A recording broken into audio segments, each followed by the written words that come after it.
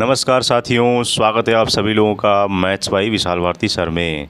तो पिछले क्लास में हम लोगों ने जीके से संबंधित जितने भी क्वेश्चन हैं प्रीवियस ईयर के आने वाले आपके एग्ज़ाम में, वो सब हम लोगों ने पढ़ा था। और आई होप आप सभी लोगों ने उस वीडियो को देखा होगा और पूरा अच्छे से याद भी आपको कर लेना है। तो अभी सीरीज़ आपका चल रहा है जीके का, जितना भी पार्ट है, जितने भी प्रीवियस ईयर क्वेश्चन है और आपका एसएससी बैंक का, रेलवे में जितने भी सारे क्वेश्चन पूछे जाएंगे और आपके जो प्रीवियस ईयर के क्वेश्चन दिए गए थे वे सारा सब क्वेश्चन आपको मैं डिस्कस में कराऊंगा। और पूरा वीडियो अंत तक ज़रूर देखिएगा, अपने फ्रेंड्स को ज़रूर शेयर कर दीजिएगा और चैनल पर नए हैं तो सब्सक्राइब जरूर कर लीजिएगा। और हाँ, कॉपी पेन लेकर ज़रूर बैठे रहिएगा, नोट कर लीजिएगा क्वेश्चन को साथ ही में, ठीक है। तो चलिए थोड़ा सा जूम कर लेते हैं। हाँ चलिए, अब इसको देखिए यहाँ पर जिसमें आपका एक्सप्लेनेशन भी आपका मैं इसमें लिखा हुआ हूँ, तो इसको भी देखिए आपको नोट कर लेना है और सारे ऑप्शन वाइज भी हम लोग डिस्कस करेंगे, ठीक है। थोड़ी वीडियो देखिए लंबी होगी लेकिन हमें पूरी तैयारी करनी है, ठीक है। तो चलिए शुरू करते हैं। पहला प्रश्न पूछा गया है, सिंधु घाटी सभ्यता के लोग जो है यहाँ पर तांबा, वो किस राज्य का है? वो सिंधु घाटी सभ्यता, देखिए इससे भी सिंधु घाटी सभ्यता, हड़प्पा सभ्यता, ये सारे क्वेश्चन बहुत बार इस बार देखिए पूछे जाएंगे और पूछे जा रहे हैं, ठीक है। तो सिंधु घाटी सभ्यता का जितना भी पूरा पोर्शन है वो सब मैं आपको पढ़ाऊंगा और आपको खुद से भी पूरा इसको नोट कर लेना है, क्योंकि बहुत ही इम्पोर्टेंट ये चैप्टर है। मतलब अगर मैंने देखा है कि अगर पिछले साल बात की जाए 2-3 सालों से, तो बहुत कम सवाल इससे आते थे, लेकिन अब जो है बहुत ज़्यादा सवाल बनाए जा रहे हैं, ठीक है। तो चलिए देखिए क्या है। तो सिंधु घाटी सभ्यता के लोग तांबा जो है वो किस राज्य के थे? तो कर्नाटक, राजस्थान, गुजरात, महाराष्ट्र। ये चीज़ ध्यान रखिएगा, जो सिंधु घाटी सभ्यता का रीजन क्या है, पूरा क्षेत्र क्या है। तो उसमें देखोगे पाकिस्तान का जो है पूरा इलाका है, उसमें अफ़गानिस्तान का कुछ पार्ट आता है, वो सारा बॉर्डर एरिया है ना। तो सारे बॉर्डर एरिया में गुजरात से लेकर के हरियाणा, पंजाब, हिमाचल प्रदेश का कुछ हिस्सा और कुछ उत्तर प्रदेश का, दिल्ली का कुछ हिस्सा, ये सारा जो है ना पूरा बॉर्डर एरिया सब जुड़ा हुआ है आपस में। तो ये याद रखिएगा, ऑप्शन में कभी भी कर्नाटक हो ही नहीं सकता। गुजरात देखिए ऑप्शन दिया गया है, लेकिन गुजरात बहुत ही माइनर है, बहुत ही माइनर। अब महाराष्ट्र आपका नहीं हो सकता। तो राजस्थान का देखिए ज़्यादातर इलाका जो है आपका है, तो यहाँ पर तांबा जो है वो राजस्थान हो जाएगा। तो ये याद रखिएगा, ये राजस्थान का खेतड़ी क्षेत्र है, वहाँ के खानों से ये प्राप्त करते थे सिंधु घाटी सभ्यता के लोग, ठीक है। तो यहाँ राजस्थान पर आपका सही आंसर होगा। नेक्स्ट क्वेश्चन है, देखिए करंट अफेयर से सवाल है, आईसीसी महिला विश्व कप के फाइनल में प्लेयर ऑफ द मैच का पुरस्कार किसने जीता था? जो 2025 का महिला विश्व कप फाइनल हुआ था, तो इसमें प्लेयर ऑफ द मैच का पुरस्कार किसने जीता था? ध्यान देखिएगा, ऑप्शन है स्मृति मंधाना, शेफाली वर्मा, दीप्ति शर्मा या लौरा वॉलवाट। क्या होगा देखिए, यहाँ पर जो शेफाली वर्मा है, ये दक्षिण अफ्रीका के खिलाफ फाइनल मुकाबले में 87 रनों जो है 78 गेंद में बनाया था। उन्होंने शानदार पारी खेली और साथ ही 2 महत्वपूर्ण विकेट भी अपने नाम लिए, ठीक है। और इनके इस, जिसे हम हरफन मौला प्रदर्शन हम इसे कहते हैं, हरफन मौला क्या होता है? जो एक ऑलराउंडिंग प्रदर्शन करे ना, बॉलिंग करे, बैटिंग करे, फील्डिंग अच्छा करे, है ना, तो उसे हरफन मौला प्रदर्शन कहते हैं हिंदी में। ये एक उर्दू का वर्ड है। तो प्रदर्शन के कारण भारत ने दक्षिण अफ्रीका को 52 रनों से हराकर पहली बार महिला वनडे विश्व कप का खिताब जीता था। तो ठीक है, ये इसको याद रखिएगा, शेफाली वर्मा। और दीप्ति शर्मा की बात की जाए तो ये दीप्ति शर्मा जो है ये पूरे टूर्नामेंट में शानदार प्रदर्शन इनका रहा, 22 विकेट के और भी महत्वपूर्ण इनके रन थे, और ये प्लेयर ऑफ द टूर्नामेंट इनको चुना गया था। तो देखिए सवाल ऐसे भी पूछा जा सकता है, प्लेयर ऑफ द मैच की जगह पूछ दिया होता कि प्लेयर ऑफ द टूर्नामेंट कौन है, तो दीप्ति शर्मा इसका उत्तर हो जाता। तो इस तरह के सवालों को देखिए घुमा घुमा कर पूछा जाता है कॉम्पिटिटिव एग्जाम में, ठीक है, ये याद रखिएगा। नेक्स्ट क्वेश्चन क्या है देखिए आपका, 2025 का नोबेल शांति पुरस्कार किसे प्रदान किया गया था? देखिए ये आपका पिछले साल का ही सारा ये करंट अफेयर देखिए पूछा गया है कंपटीशन में। ऑप्शन है नरगिस मोहम्मदी, विश्व खाद्य कार्यक्रम, मारिया कोरोना मचाडो या निहोन हिंडांकियो। क्या होगा देखिए, 2025 का जो नोबेल शांति पुरस्कार वेनेजुएला की विपक्ष की नेता और मानवाधिकार कार्यकर्ता मारिया कोरिना मचाडो को प्रदान किया गया है। देखिए ये नोबेल शांति पुरस्कार है, याद रखिएगा, ये वेनेजुएला के विपक्ष की नेता हैं। तो सवाल इसमें ऐसे भी पूछ सकता है कि नोबेल शांति पुरस्कार मारिया कुरेना मचाडो कहाँ की रहने वाली हैं, तो याद रखिएगा वेनेजुएला की हैं, ये वेनेजुएला के विपक्ष की नेता हैं और मानवाधिकार कार्यकर्ता भी हैं। तो याद रखिएगा ऑप्शन सी आपका सही है। ठीक, नेक्स्ट क्वेश्चन देखिए, आत्मीय सभा के संबंध में कौन सा कथन गलत है? आत्मीय सभा के संबंध में तो पहला ऑप्शन देखिए क्या है, इसकी स्थापना 1824 में हुई थी, इसकी स्थापना राजा राम मोहन राय द्वारा की गई थी, या इसकी स्थापना कोलकाता में हुई थी, या इसे मित्रों की समाज के रूप में भी जाना जाता था। तो देखिए इसमें से हमें गलत बताना है क्या होगा। तो इसमें क्या है देखिए कि आत्मीय जो सभा की स्थापना 1814 और 1815 के बीच में हुआ था, ठीक है, न कि 1824 में हुए था। तो पहला ही ऑप्शन आपका गलत है, तो यहाँ से ये आपका ऑप्शन 1 सही है। अब यहाँ ध्यान दीजिए कि आत्मीय सभा है क्या, इसके संस्थापक कौन है, पूछता है एग्ज़ाम में। तो इसकी स्थापना जो है वो राजा राम मोहन राय ने की थी, और जिन्हें हम आधुनिक भारत का जनक भी कहते हैं। एग्ज़ाम में आपसे भी पूछेगा कि आधुनिक भारत के जनक कौन है, तो कुछ 4 ऑप्शन दे दिया जाएगा, जिसमें से आपका राजा राम मोहन राय जो है वो सही होगा। ठीक है, और भारतीय पुनर्जागरण का अग्रदूत भी इन्हें कहा जाता है, तो ये भी सवाल बन सकता है यहाँ से, ये नोट ज़रूर कर लीजिएगा। और स्थान कहाँ का है, इसकी स्थापना कोलकाता जो कि कलकत्ता में है। इसका उद्देश्य क्या रहा है, इसका मुख्य उद्देश्य जो है वो एकेश्वरवाद, मतलब एक ईश्वर में विश्वास करना का प्रचार, और हिंदू धर्म में जो व्याप्त मूर्ति पूजा, जातिगत कठोरता और अर्थहीन अनुष्ठानों जैसे बुराइयों का यहाँ पर विरोध करना था। ठीक है, ये याद रखिएगा। और ब्रह्म समाज की नींव जो है यही आत्मीय सभा आगे चलकर जो है वो 1828 में ब्रह्म सभा और फिर ब्रह्म समाज के रूप में विकसित हुई थी। तो ये याद रखिएगा। एक और कुछ यहाँ पर ऑप्शन है, याद रखिएगा। आपसे ये सवाल न पूछकर ये सवाल ही पूछ सकता है कि तत्वबोधीन सभा किस सन में यहाँ पर स्थापित हुई थी या किसने किया था। तो याद रखिएगा तत्वबोधिनी सभा जो है वो 1839 में, और इसकी स्थापना देवेंद्रनाथ टैगोर ने की थी। ठीक है, और प्रार्थना समाज कब और किसने किया था, तो 1867 में इसकी स्थापना आत्माराम पांडुरंग ने की थी, ये याद रखिएगा। और सती प्रथा का अंत कब और किसने किया था, तो 1829 में राजा राम मोहन राय के प्रयासों से लॉर्ड विलियम बेंटिंक ने सती प्रथा पर रोक लगाई थी। तो देखिए ये सवाल है बहुत इंपॉर्टेंट, याद रखिएगा इसको। ठीक है, कई बार ये सारे सवाल पूछे जा चुके हैं। नेक्स्ट क्वेश्चन है कि कोशिका को आकार, मजबूती और स्थिर संरचना कौन प्रदान करता है। अब ये देखिए बायो का क्वेश्चन है, बायोलॉजी का है ना। ऑप्शन क्या है, केंद्रक जिसे न्यूक्लियस कहते हैं, कोशिका कंकाल, क्या है साइटोस्केलेटन, या गल्जी काय, गल्जी बॉडी, या पैरोक्सिसोम, या क्या होगा इसका ऑप्शन देखिए। यहाँ पर जो कोशिका को आकार देना, मजबूती देना, उसकी संरचनाओं को प्रदान करना, तो ये सारा काम साइटोस्केलेटन का काम होता है। क्या है, साइटोस्केलेटन। ठीक है, जैसा कि नाम से ही यहाँ पर है, साइटो मीन्स कोशिका और स्केलेटन मीन्स कंकाल, यानी यह कोशिका के भीतर प्रोटीन तंतुओं का एक नेटवर्क होता है, और कोशिका को जो है वो मैकेनिकल स्ट्रेंथ देता है, यांत्रिक मजबूती देता है, इसका आकार बनाए रखता है, और कोशिका के भीतर अंगों की गति में मदद करता है।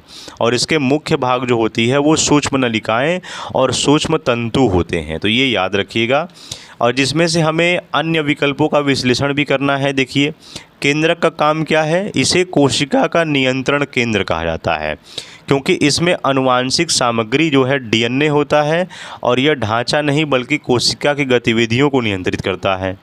ठीक, गाल्जी काय का काम क्या है, इसका मुख्य कार्य जो है वो प्रोटीनों की पैकेजिंग करना और इनका वितरण करना होता है। इसे कोशिका का डाकघर भी कहते हैं, याद रखें। गाल्जी काय पोस्ट ऑफिस के नाम से भी जाना जाता है। ठीक है, सेल ऑफ पोस्ट ऑफिस। ठीक, और पैरोक्सिसोम क्या है, ये छोटे अंगक होते हैं जो मुख्य रूप से विषाक्त पदार्थों को खत्म करने और लिपिड मेटाबॉलिज्म में मदद करता है। तो ये याद रखिएगा, इसका ऑप्शन आपका है 2 कोशिका कंकाल।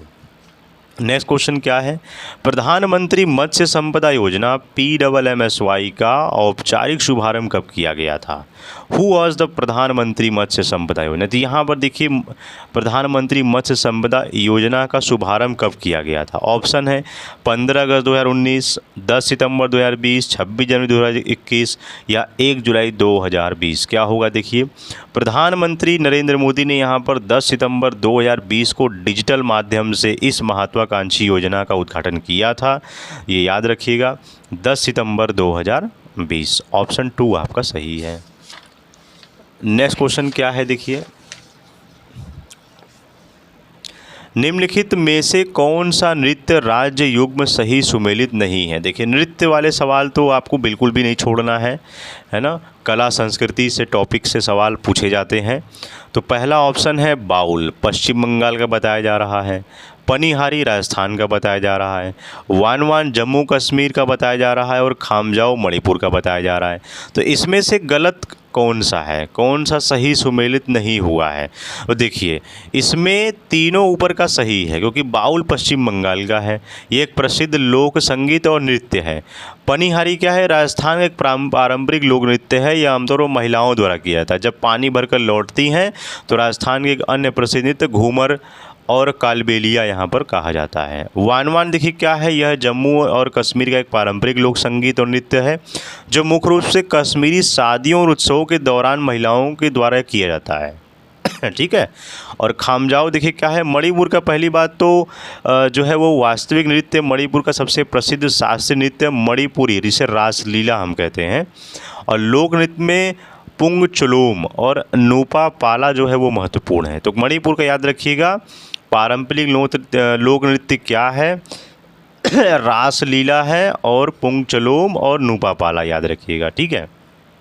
और मणिपुर का ही एक महत्वपूर्ण उत्सव भी है और नृत्य भी है जिसे हम लाई हरोबा कहते हैं। ठीक है, ये मणिपुर का उत्सव है, याद रखिएगा, नृत्य भी है। नेक्स्ट का क्या है देखिए, रऊफ पूछता है। रऊफ जो है वो लोक नृत्य है जम्मू कश्मीर का, याद रखिएगा, रऊफ। ठीक है। नेक्स्ट क्वेश्चन देखिए क्या है, भारतीय संविधान का अनुच्छेद 25 निम्नलिखित में से किससे संबंधित है? भारतीय संविधान का अनुच्छेद 25 पूछा गया है। ऑप्शन है अल्पसंख्यकों के हितों का संरक्षण, धर्म की स्वतंत्रता, अंतःकरण की स्वतंत्रता और धर्म को अबाध रूप से मानने, आचरण और प्रचार करने का अधिकार, शिक्षा का अधिकार, संवैधानिक उपचारों का अधिकार। देखिए इसमें जो है 25 यहाँ अनुच्छेद का काम जो है वो नागरिक को अपने विवेक के अनुसार किसी भी धर्म को मानने, उनका पालन करने और उनका प्रचार करने की स्वतंत्रता देता है। और यह अधिकार सार्वजनिक व्यवस्था, नैतिकता और स्वास्थ्य के अधीन होता है। तो यहाँ पर ऑप्शन बी आपका सही है। ठीक। बाकी देखिए क्या है यहाँ पर, अनुच्छेद 26 याद रखिएगा कि धार्मिक मामलों के प्रबंधन की स्वतंत्रता जो है वो सामूहिक रूप से अनुच्छेद 26 के तहत मिलता है। धार्मिक प्रचार के लिए जो है वो जो टैक्स से मुक्ति मिलती है, कर, वो अनुच्छेद 27 के तहत मिलता है। सरकारी संस्थानों में धार्मिक शिक्षा पर रोक, ये अनुच्छेद 28 में मिलता है। ठीक है। और अल्पसंख्यकों की भाषा, लिपि और संस्कृति का संरक्षण अनुच्छेद 29 में मिलता है। अल्पसंख्यकों की शिक्षण संस्थान स्थापित करने का अधिकार अनुच्छेद 30 में मिलता है। ये याद रखिएगा। नेक्स्ट क्वेश्चन क्या देखिए है, मजनू शाह निम्नलिखित में से किस आंदोलन विद्रोह से संबंधित थे? मजनू शाह देखिए ऑप्शन है यहाँ पर कोल विद्रोह, संथाल विद्रोह, सन्यासी फकीर विद्रोह या मुंडा विद्रोह। देखिए बहुत ही इंपॉर्टेंट प्रश्न है। मजनू शाह जो फकीर विद्रोह जो थे वो एक प्रमुख नेता थे, याद रखिएगा। पहला यहाँ पर ये फकीर विद्रोह है इसका उत्तर। अब ये है क्या पूरा देखिए, ये 18वीं शताब्दी के उत्तरार्ध यानी लगभग 1770 से 1780 के बीच के दशक में बंगाल में हुआ था।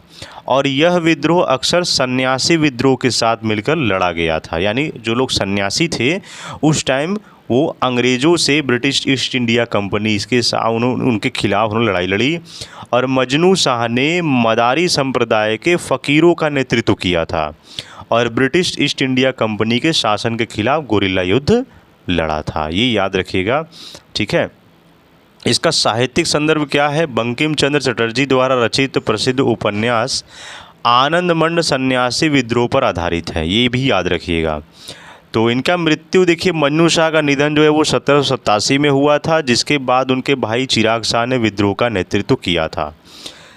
और मन्नू शाह को मदारिया संप्रदाय का सूफी संत माना जाता है, ये याद रखिएगा। बाकी ऑप्शन में कोल विद्रोह क्या है, देखिए यह एक छोटा नागपुर क्षेत्र में हुआ था और इसके प्रमुख नेता बुद्धू भगत थे, याद रखिएगा कोल विद्रोह के। और संथाल विद्रोह क्या है, यह बंगाल और बिहार जो कि वर्तमान झारखंड है, वो राजमहल पहाड़ियों के क्षेत्र में हुआ था और इसके नेतृत्वकर्ता सिद्धू और कान्हू मुर्मू थे, याद रखिएगा। और मुंडा विद्रोह क्या है, इसे हम उल गुलान के नाम से भी जाना जाता है। इसका नेतृत्व बिरसा मुंडा ने किया था, जिन्हें उनके अनुयायी धरती आबा कहते थे, ये याद रखिएगा। तो यहाँ ऑप्शन हमारा सी है, सन्यासी फकीर विद्रोह। ठीक, नेक्स्ट क्वेश्चन क्या है, देखिए आपका, निम्नलिखित में से कौन सा युग्म पुस्तक लेखक गलत है, यानी इसमें से पुस्तक के लेखक कौन से गलत दिए गए। तो पहला ऑप्शन देखिए क्या है, बाबरनामा बाबर का पुस्तक है, तुगलकनामा अमीर खुसरो का है पुस्तक है, पृथ्वीराज रासो चंद्रबरदाई का सही है, गीत गोविंद गोस्वामी, ये गलत है। देखिए ऑप्शन डी आपका मिल गया। तो ऑप्शन डी गलत क्यों है, क्योंकि गीत गोविंद की जो रचना है वो 12वीं शताब्दी के प्रसिद्ध कवि जयदेव ने किया था, जो कि बंगाल के लक्ष्मण सेन के दरबारी कवि थे, ना कि गोस्वामी के। तो ऑप्शन डी आपका सही है। ठीक, नेक्स्ट क्वेश्चन क्या है, देखिए कि निम्नलिखित में से किस वित्तीय संस्था की स्थापना वर्ष 1990 में हुई थी। ऑप्शन है भारतीय लघु उद्योग विकास बैंक सिडबी, या भारतीय वित्त आयोग, या ICICI बैंक, या भारतीय स्टेट बैंक। देखिए वो वित्त संस्था की स्थापना 1990 में बताया जा रहा है, तो ये सिडबी का हुआ था, जिसे सिडबी का फुल फॉर्म आपसे एग्जाम में पूछता है। ऑप्शन है small industries development bank of India, SIDBI, SIDBI, याद रखिएगा। इसकी स्थापना 2 अप्रैल 1990 को हुआ था। ठीक है, ये संसद के एक अधिनियम के तहत किया गया था। इसका मुख्यालय लखनऊ में है, ये भी पूछता है इसका मुख्यालय कहाँ पर है। और यह सूक्ष्म लघु और मध्यम उद्यमों, जैसे MSME के नाम से जानते हैं, इसकी वृद्धि और विकास के लिए प्रमुख वित्तीय संस्थान है। तो याद रखिएगा ऑप्शन ए, भारतीय लघु उद्योग विकास बैंक, सिडबी। ठीक, नेक्स्ट क्वेश्चन देखिए आपका है, भारतीय संविधान के किस अनुच्छेद के तहत राष्ट्रपति केंद्र शासित प्रदेशों यूटीज के लिए एक प्रशासक की नियुक्ति करते हैं। ऑप्शन है अनुच्छेद 239, अनुच्छेद 243, अनुच्छेद 214, या अनुच्छेद 356। बहुत इंपॉर्टेंट, सारे अनुच्छेदों का अध्ययन करेंगे। तो भारतीय संविधान के किस अनुच्छेद के तहत राष्ट्रपति केंद्र शासित प्रदेश के लिए एक प्रशासक एडमिनिस्ट्रेटर का नियुक्ति करते हैं। देखिए तो याद रखिएगा, ये भारतीय संविधान के अनुच्छेद 239 के अनुसार प्रत्येक जो केंद्र शासित प्रदेश का प्रशासक राष्ट्रपति द्वारा चलाया जाएगा। ठीक है, और वह इसके लिए एक क्या नाम है, हाँ, प्रशासक जो है एडमिनिस्ट्रेटर की नियुक्ति करेंगे, क्योंकि राष्ट्रपति द्वारा जो नियुक्त है इस प्रशासक को अलग अलग प्रदेशों में अलग अलग नामों से जाना जाता है। जैसे कि दिल्ली, पुडुचेरी, अंडमान निकोबार में इसे उपराज्यपाल कहा जाता है। तो याद रखिएगा 239 आर्टिकल है, ऑप्शन ए आपका सही है।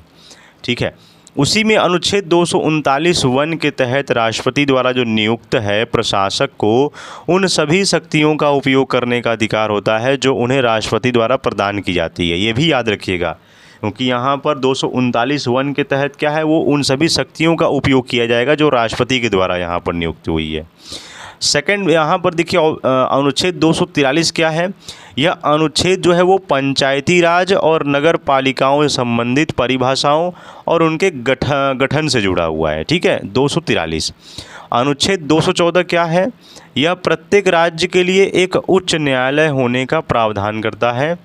और अनुच्छेद 356 क्या है, इसे लोकप्रिय रूप से राष्ट्रपति शासन कहा जाता है और यह राज्यों में संवैधानिक तंत्र विफल होने पर लगाया जाता है। याद रखिएगा, तो अनुच्छेद 239 ए आपका सही है। ठीक, नेक्स्ट देखिए क्या है क्वेश्चन आपका, बहुपक्षीय सैन्य अभ्यास टैलिस्मैन सेबर, जिसमें भारत ने एक पर्यवेक्षक के रूप में भाग लिया, किस देश द्वारा आयोजित होस्ट किया गया था? मोस्ट इम्पोर्टेंट, यहाँ पर टेलीसेमन सैबर भारत का एक पर्यवेक्षक के रूप में भाग लिया था, तो ये याद रखिएगा। टेलीसेमन सैबर जो है वो ऑस्ट्रेलिया और संयुक्त राज्य अमेरिका के बीच होने वाला एक सबसे बड़ा द्विवार्षिक है ना बाइनेनियल सैन्य अभ्यास है। इसका आयोजन मुख्य रूप से ऑस्ट्रेलिया के विभिन्न क्षेत्रों और समुद्री इलाकों में किया जाता है। तो ऑस्ट्रेलिया आपका ऑप्शन ए सही है। ठीक, नेक्स्ट क्वेश्चन देखिए क्या है। समशीतोष्ण चक्रवात टेम्परेट साइक्लोन्स कहते हैं, इसके कारण तटीय क्षेत्रों में होने वाले विनाश का मुख्य कारण क्या है?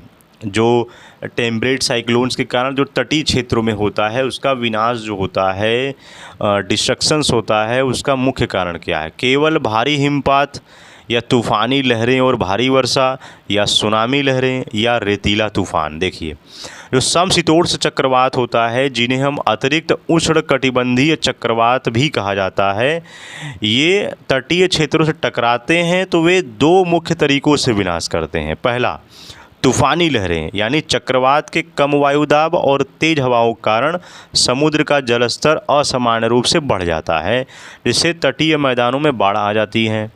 और भारी वर्षा, इस चक्रवात के साथ आने वाले जो फ्रंट्स हैं, वताग्र जिसे कहते हैं, ये लंबे समय तक भारी वर्षा या गरज के साथ बौछारें लाते हैं, जिससे मिट्टी का कटाव और संपत्ति का नुकसान होता है। तो याद रखिएगा, तूफ़ानी लहरें और भारी वर्षा, ऑप्शन बी आपका सही है। नेक्स्ट क्वेश्चन देखिए आपका क्या है।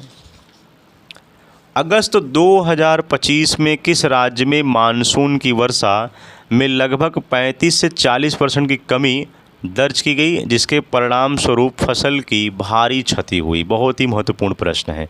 2025 के किस राज्य में पूछा गया कि 35 से 40% कमी हुई थी? तो इस देखिए, इस सवाल में बहुत सारे बच्चों ने हरियाणा पर टिक लगा कर आया था। ये सवाल पूछा गया है आपका, इसी आपके एनटीपीसी एग्ज़ाम में आया हुआ था रेलवे के। तो बहुत सारे बच्चों ने हरियाणा लगा कर आया था, जो कि बहुत ही गलत सवाल, बहुत ही गलत ये उत्तर आपका है। देखिए, राजस्थान हरियाणा, अब वही बहुत सारे बच्चों ने राजस्थान हरियाणा लगा कर आया था। पंजाब में भी कुछ बच्चों ने टिक कर दिया था। उत्तर प्रदेश बहुत कम लोगों ने लगाया था। देखिए, अगस्त 2025 के दौरान जो है वो भारत में मानसून का वितरण बहुत असमान रहा। जहां पर राजस्थान और गुजरात जैसे राज्यों में अत्यधिक वर्षा हुई, वहीं उत्तर प्रदेश, जो कि विशेषकर पूर्वी उत्तर प्रदेश है, और बिहार के कुछ हिस्सों में अगस्त के मध्य तक वर्षा में 35 से 40% तक की भारी कमी यहाँ देखी गई थी। और इसी मानसून कमी के कारण जो था, धान और मक्का जैसी खरीफ फसलों की बुआई और वृद्धि में बहुत बुरा असर पड़ा था, जिससे किसानों को फसल क्षति का सामना करना पड़ा था। तो 35 से 40% कमी जो है वो उत्तर प्रदेश के राज्यों में देखने को मिला था। ठीक है, नेक्स्ट क्वेश्चन क्या है। सतत विकास, सस्टेनेबल डेवलपमेंट की अवधारणा को परिभाषित करने और इस दिशा में विश्व को एकजुट करने के लिए किस आयोजन का गठन किया गया था?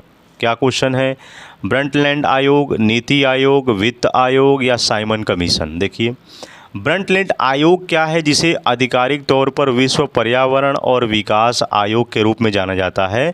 इसकी स्थापना 1983 में हुई थी और इसने 1987 में अपनी प्रसिद्ध रिपोर्ट आवर कॉमन फ्यूचर की पेश किया था। और इसी रिपोर्ट में पहली बार सतत विकास की आधुनिक परिभाषा दी गई थी, और ऐसा विकास जो वर्तमान पीढ़ी की ज़रूरतों को भविष्य की पीढ़ियों को अपनी ज़रूरतों को पूरा करने की क्षमता से समझौता किए बिना पूरा करना। तो याद रखिएगा, वो हमारा है ब्रंटलैंड आयोग, ऑप्शन ए आपका सही है। नेक्स्ट क्वेश्चन क्या है।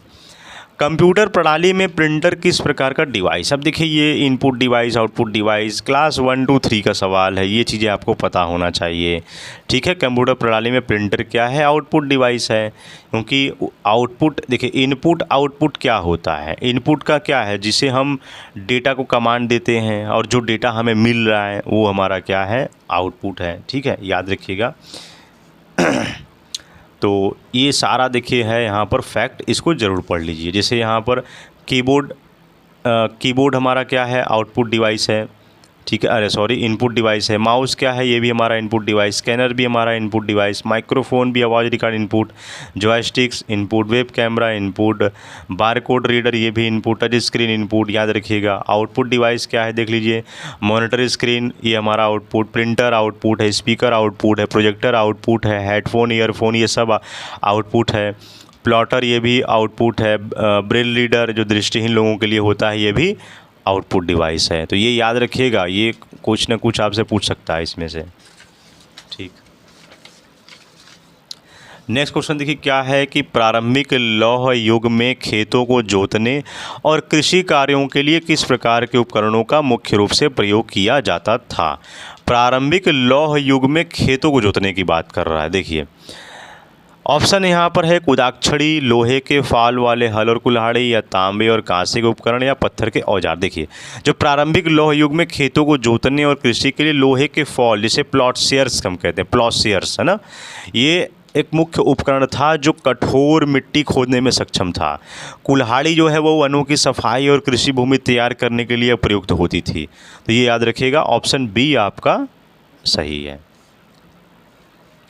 नेक्स्ट क्वेश्चन क्या है देखिए, 52वें संविधान संशोधन अधिनियम के तहत किसी सदन के सदस्य पर दल बदल विरोधी कानून लागू होने का एक प्रमुख आधार क्या है। देखिए 52वें संविधान संशोधन अधिनियम के तहत ऑप्शन है सदन में अपनी पार्टी के विप निर्देशों के विरुद्ध मतदान करना, किसी दूसरे राज्य का चुनाव लड़ना, या सदन में केवल 10 दिन अनुपस्थित रहना, या मतदान के समय चुप रहना। आपने देखा होगा अक्सर संसद टीवी में दिखाया जाता है न्यूज़ में कि भाई 2 पार्टियां संसद में वोट कर रही हैं, किसी ने वोट ही नहीं डाला, कोई संसद में उपस्थित ही नहीं रहा, या कोई चोरी से जो है दूसरे पार्टी को वोट दे दिया। तो ये सारी चीज़ें देखने को मिलती हैं।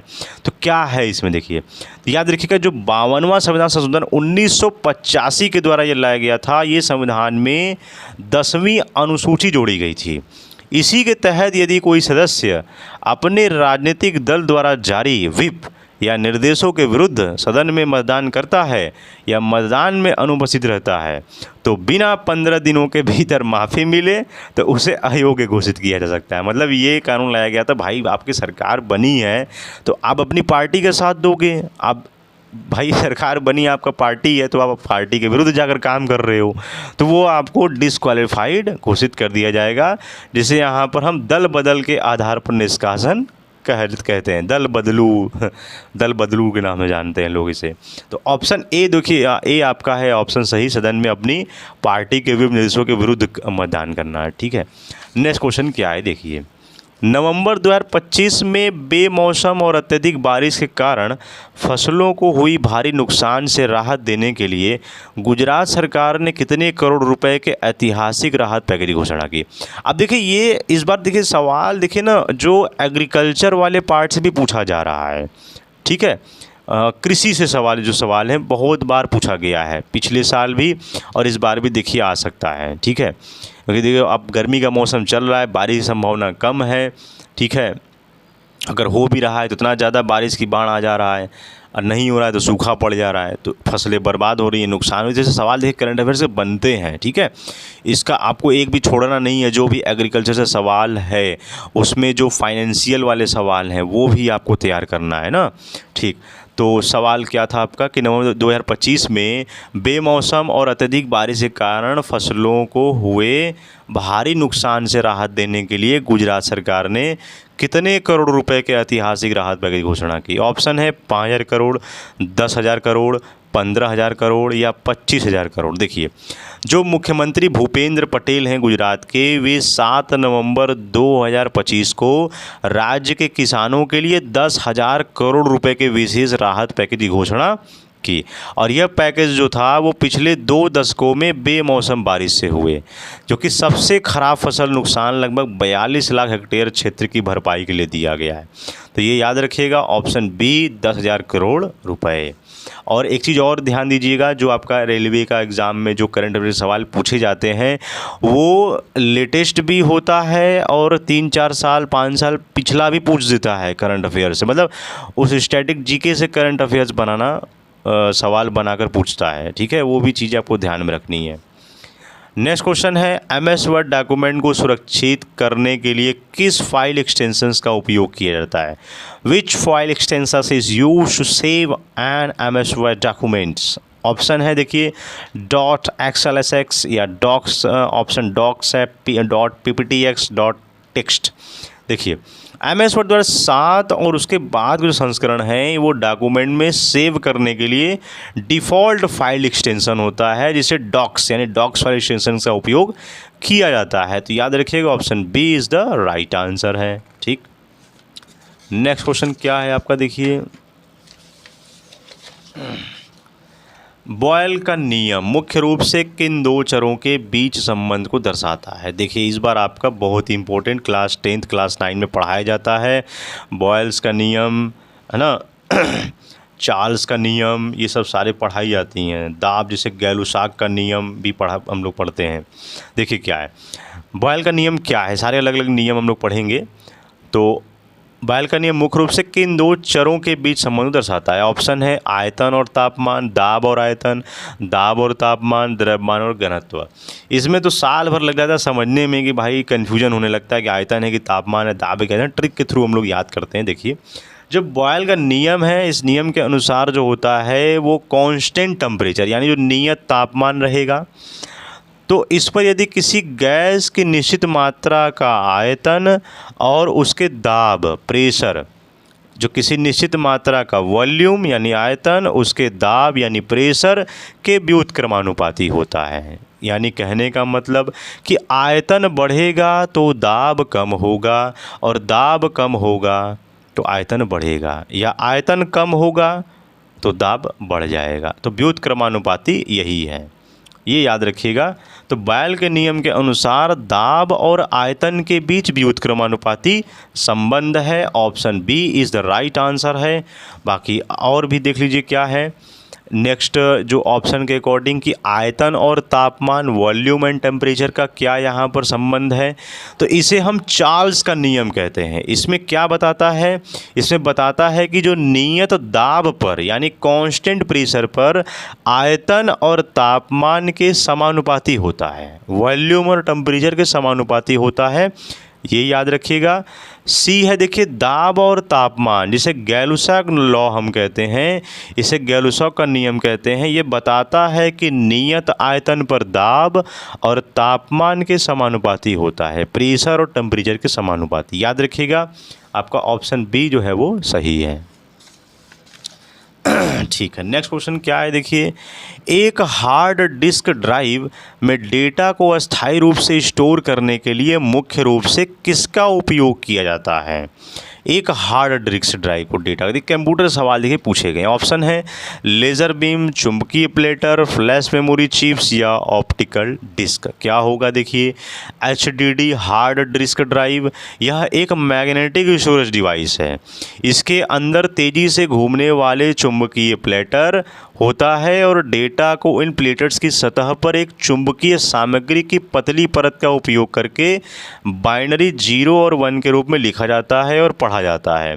इसे हम रीड राइट हेड कहते हैं और इन प्लेटर्स के ऊपर बहुत करीब से घूमते हुए डेटा एक्सेस करता है। ठीक है, इतना डिटेल में देखिए लिखा हुआ है, बस आपको याद रखना है कि हमें डाटा को अस्थायी रूप से स्टोर करने के लिए चुंबकीय प्लेटर का यूज़ करते हैं। ये बातों का ध्यान रखिएगा।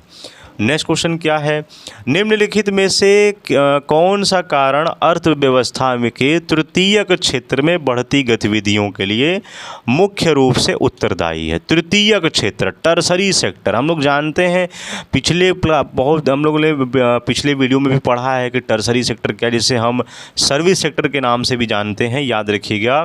तो ऑप्शन ए है भूमि का बहुत उपजाऊ होना, खनन कार्यों में वृद्धि होना, बुनियादी सेवाओं जैसे अस्पताल, शिक्षा, परिवहन की मांग में वृद्धि होना, या कच्चे माल की प्रचुर उपलब्धता। क्या होगा देखिए, तृतीयक क्षेत्र को सेवा क्षेत्र भी कहा जाता है, मैंने आपको अभी बताया। इसमें वस्तुओं का उत्पादन नहीं होता बल्कि वे सेवाएं प्रदान की जाती हैं जो प्राथमिक और द्वितीयक क्षेत्रों के विकास में मदद करती हैं। जैसे जैसे किसी देश का विकास होता है वहाँ बुनियादी सेवाओं जैसे अस्पताल, शिक्षण संस्थान, डाक सेवा, परिवहन, बैंक और बीमा की मांग बढ़ती है। जिससे इस क्षेत्र में गतिविधियां सबसे अधिक हो जाती हैं। तो याद रखिएगा ऑप्शन सी, तृतीयक क्षेत्र, सर्विस सेक्टर, बुनियादी सेवाओं, अस्पताल, शिक्षा, परिवहन की मांग में वृद्धि होता है। ठीक। नेक्स्ट क्वेश्चन क्या देखिए, रिट्रीटिंग मानसून, जिसे हम लौटते हुए मानसून कहते हैं, इसका अन्य किस नाम से जाना जाता है? रिट्रीटिंग मानसून को हम और किस नाम से जानते हैं? देखिए, इसे हम उत्तर पूर्वी मानसून कहते हैं, या पश्चिम विक्षोभ, या मानसून पूर्व, या साधारण मानसून, इनमें से कौन सा उत्तर सही होगा? देखिए लौटते हुए मानसून को हम उत्तर पूर्वी मानसून कहा जाता है। याद रखिएगा, यह मानसून की वह अवधि है जब मानसूनी हवाएं भारतीय उपमहाद्वीप से वापस समुद्र की ओर लौटने लगती हैं, और यह आमतौर पर अक्टूबर और नवंबर के महीनों में होता है। इस दौरान हवाएं उत्तर पूर्व दिशा से दक्षिण पश्चिम की ओर बहती हैं और बंगाल की खाड़ी से नमी ग्रहण कर तमिलनाडु और आंध्र प्रदेश के तटों पर वर्षा करती हैं। याद रखिएगा उत्तर ए आपका सही है, उत्तर पूर्वी मानसून रिट्रीटिंग मानसून कहते हैं। गेहूं निम्नलिखित में से किस प्रकार की फसल की श्रेणी में आता है? गेहूं यहाँ पूछा गया है। ऑप्शन है खरीफ की फसल, रबी की फसल, जायद की फसल, या नकदी फसल। देखिए बहुत इंपॉर्टेंट क्वेश्चन, क्लास 6, 7, 8 में आपको पढ़ाया जाता है। गेहूं जो है वो एक रबी का फसल है। रबी की फसलों की बुआई सर्दियों की शुरुआत में होता है, अक्टूबर नवंबर में होता है, और इसकी कटाई वसंत ऋतु मार्च अप्रैल में होती है। और गेहूं की खेती के लिए जो होता है वो कम तापमान और पकने के लिए खिली हुई धूप की आवश्यकता होती है। ठीक है, तो खरीफ फसल क्या है? इसकी बुआई मानसून शुरुआत जून जुलाई में होता है और कटाई अक्टूबर के आसपास की जाती है। जैसे धान, चावल, मक्का, बाजरा, ये याद रखिएगा खरीफ का फसल है। जायद फसल क्या होता है? देखिए ये रबी और खरीफ के बीच छोटे समय यानी मार्च से जून में उगाई जाती है। इनमें मुख्य रूप से पानी वाले फसलें शामिल होती हैं, जैसे तरबूज, खरबूजा, खीरा और ककड़ी। ठीक है, याद रखिएगा ऑप्शन बी आपका सही है, रबी की फसल। नेक्स्ट क्वेश्चन क्या है देखिए आपका, कांचीपुरम का प्रसिद्ध कैलाशनाथ मंदिर मुख्य रूप से किस सामग्री से बना हुआ है? कांचीपुरम का प्रसिद्ध कैलाशनाथ मंदिर, ऑप्शन है ग्रेनाइट है, बलुआ पत्थर है, संगमरमर है, या ईंट और चूना। देखिए कांचीपुरम जो कैलाशनाथ मंदिर है, जो पल्लव राजा नरसिंह वर्मन द्वितीय, जिसे हम राजसिम्हा कहते हैं, इन्हीं के द्वारा बनाया गया था, जो कि मुख्य रूप से बलुआ पत्थर का इस्तेमाल हुआ था, सैंड स्टोन। याद रखिएगा option B is the right answer है। नेक्स्ट क्वेश्चन है, सूचना का अधिकार आरटीआई अधिनियम 2005 के तहत निम्नलिखित में से किस आधार पर सूचना देने से छूट दी गई थी? ऑप्शन है भारत की संप्रभुता, अखंडता और राष्ट्रीय सुरक्षा, या विदेशी सरकारों से प्राप्त गोपनीय सूचना, या व्यक्तिगत जानकारी जिसका सार्वजनिक हित से संबंध न हो, या उपरोक्त सभी। तो देखिए क्या है, आरटीआई जो अधिनियम की धारा 8(1) के उन विषयों को सूचीबद्ध करती है जिन्हें सार्वजनिक नहीं किया जा सकता। इसमें सबसे प्रमुख विकल्प ए है, ऐसी कोई भी सूचना जिससे भारत की संप्रभुता, अखंडता और राज्य की सुरक्षा, रणनीतिक, वैज्ञानिक या आर्थिक हितों को खतरा हो, उसे देने से मना किया जा सकता है।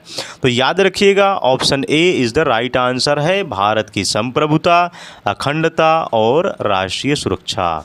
नेक्स्ट क्वेश्चन देखिए क्या है आपका, कुछ यहाँ पर अनुच्छेद देखिए, याद रखिएगा एग्ज़ाम में पूछता है कि अनुच्छेद 39 क्या है।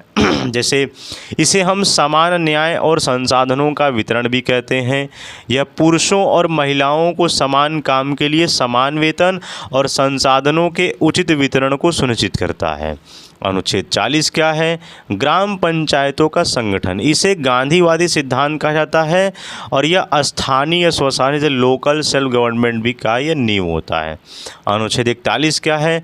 शिक्षा और काम का अधिकार, जैसा कि प्रश्न में बताया गया है कि यह विशेष परिस्थितियां जैसे विकलांगता, बुढ़ापा में सहायता सुनिश्चित करता है।